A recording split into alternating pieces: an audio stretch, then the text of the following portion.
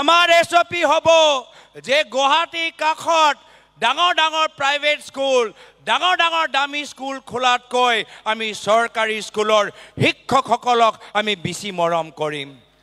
আমাৰ এছঅপি হ'ব যে ডাঙৰ ডাঙৰ নিজি হস্পিটেল খোলাতকৈ আমাৰ চৰকাৰী হস্পিটেলৰ ভিতৰত আমাৰ ডক্টৰ নাৰ্ছ আমাৰ ৱাৰ্ড বয় সকলক আমি বেছি গুৰুত্ব দিম আমি সকলোৱে স্বীকাৰ কৰোঁ যে 2001 চনৰ পিছত 2016 চনলৈকে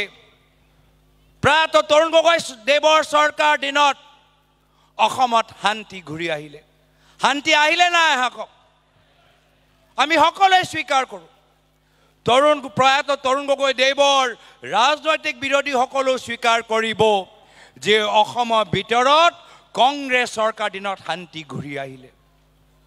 কিন্তু আজিৰ তাৰিখত অসমৰ মুখ্যমন্ত্ৰী হিমন্ত বিশ্ব শৰ্মা ডাঙৰীয়া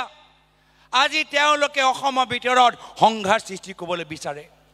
ভাইকৰ ককাইকৰ মাজত কাজিয়া লগাবলৈ বিচাৰে